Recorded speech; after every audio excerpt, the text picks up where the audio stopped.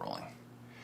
What's up, guys? I'm really excited to talk about MIDI today and some of the devices that I like to use. Really, like, the reason why I use MIDI is probably the most important thing that I like to highlight or like focus on, and that really comes down to like, what is the workflow for MIDI? Like, why do we use MIDI in certain ways? And it's different for everybody. I think that's what's really exciting about it, is like, and even from a single user, I'll use it one way today and then I'll use it a different way tomorrow.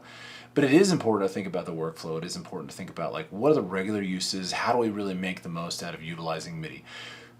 First of all, because we have all of this information as data, I think the really cool thing that I love about this is that when the technology changes, the data continues to survive the process, meaning MIDI information that was written in the 80s still is alive and kicking today and can be just literally moved from being on a floppy to brought into Pro Tools or any of the modern DAWs right now and used.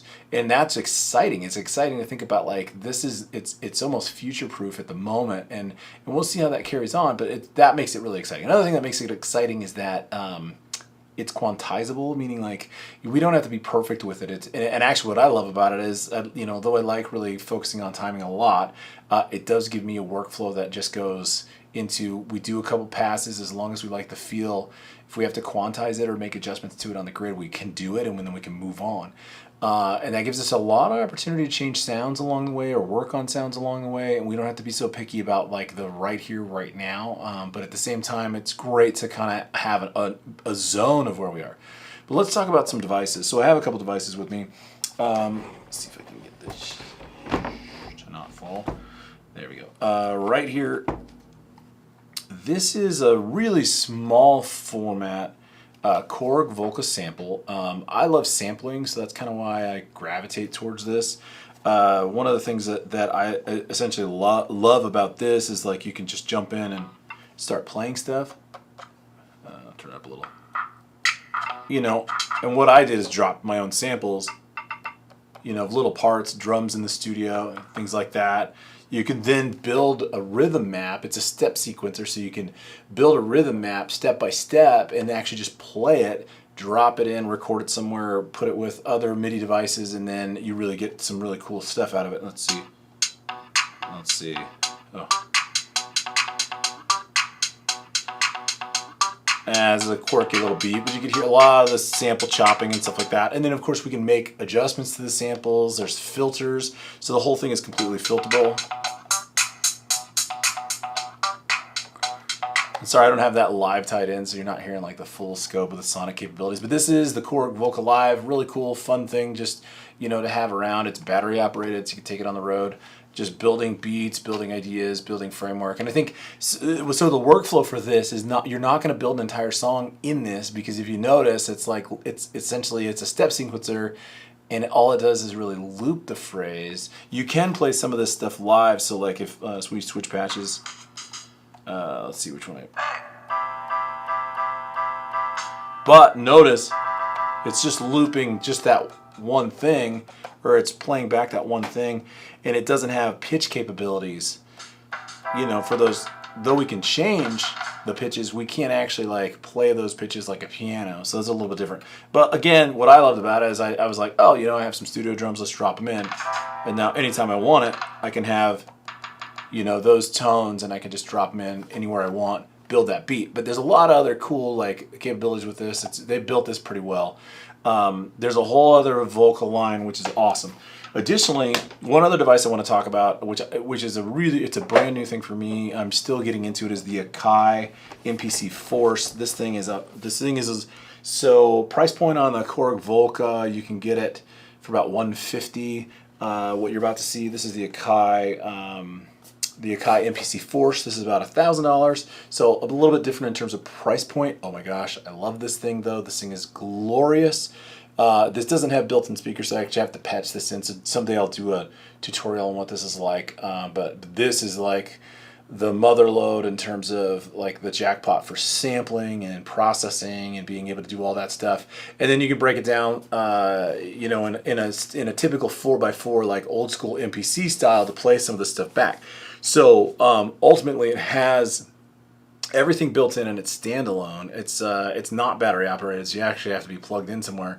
But I think one of the beautiful things is this works very much alike the Ableton Live stuff that's out there, and it runs in those clip kind of formats, and you can build not just a single phrase or a single loop, but you can build a whole series of lanes and loops and have a lot of song profiles. You can run a lot of effects live. There's actually some really cool effects patches and channels and really good capabilities inside of it. But again, on a workflow, like the cool thing about this is you slap on some headphones, really get into the nitty-gritty of what you're building, and you can build it from the ground up. And again, it can either be one single piece or it can be a major part or the whole song that you're building. The difference between these two, other than the price point, where the price point comes in, definitely comes down to the volume of samples that you can bring in. Like this one allows you to drop in an external drive, which is awesome. But then additionally, like the I/O, like I always talk about I/O. Okay, so like you can kind of see this. Sorry, I'm trying to get this in your zone. The I/O overall capabilities for the I/O really are super critical when it comes to devices, because if we can't get in or out, we really don't have a whole lot that we can do. And as you notice, the I/O on this device is literally, on the Korg Volca, was literally just a series of in and out and headphone, and that's it. And other than that, nothing else. This one actually uses an app to drop in the samples, which is a little bit annoying, and there's definitely a limitation on how many you can have at any given time. You know, but there's that, and I think that's what's really exciting about MIDI, is there's so many devices out there.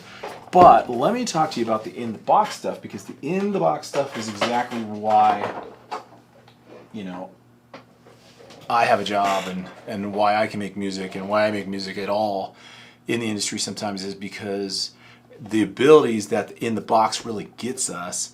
So let's go in the box and let's talk about that real quickly. Right now, we are looking at Reason software. So I use a whole series of different MIDI engines. Logic is definitely a strong one.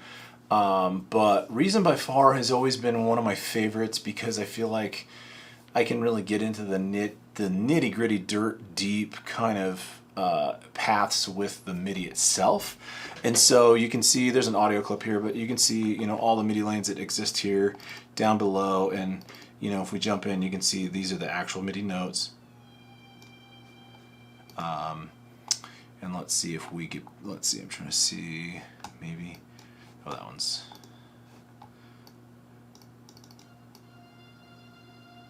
you know, you kind of hear these strings.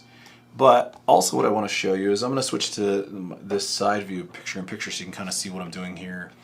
So when I'm actually working with these tracks or channels, you know, I have an 88 keyboard controller, but there's a lot of other controllers out there that are much smaller and really get you the same thing. All I really need is to be able to grab any one of the pitches and be able to drop those in and do that. Sorry, so hopefully now you're hearing that direct, but you know, I can really go in and kind of map out some ideas, right? So this is just simple MIDI, but again, I don't have to be perfect. I don't have to be perfect with it. I just have to be able to get to the overall sound, what I want, and there we go. In this particular setup, though, I think this is what's exciting. So this was a string session that I was doing, and I was planning to do it live. So I'm composing it in MIDI with the idea that it's actually going to be performed live. So let's take a look at this.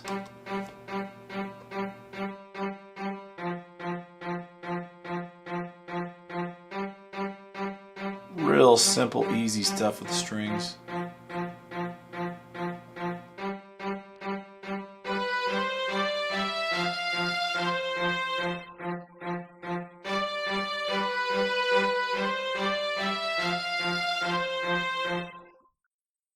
Cool. Okay, so you know, that's all good. So you know, I went in and I just tracked some stuff. I think the other really cool part about this is kind of stacking and adding different parts. When you're looking at some of these sections, you may, you know, while you're making them, you may say, you know, go, oh, you know, I love this. I love what's happening right in here.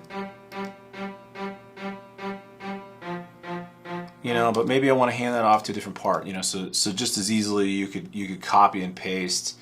I'm going to drop it over here and bring it on to somebody else's part. And let's say I drop it in this one.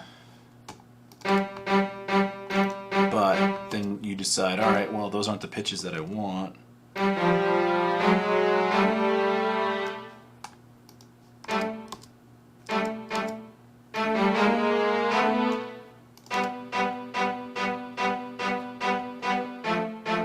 then like, oh yeah, that doesn't make sense, but going up would. Right, so here we go.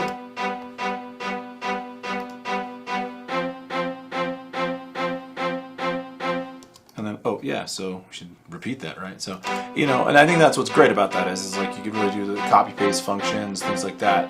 All that stuff goes really fluidly. Sorry, Pro Tools is not super happy with that, you know. But we're gonna go to Pro Tools and talk about like what actually took place there that's making this thing really, really fly. And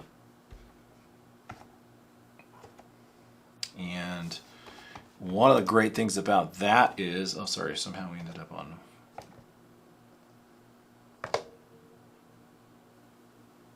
4.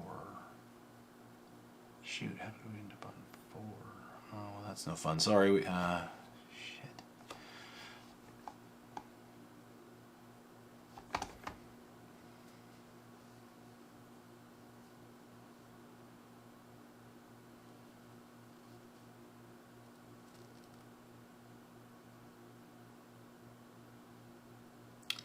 Yeah, you're right. I think that might be super annoying. So we're gonna just have to switch that function. Hold on, cut bus, save, because otherwise we're gonna lose time and energy. Okay, jeez.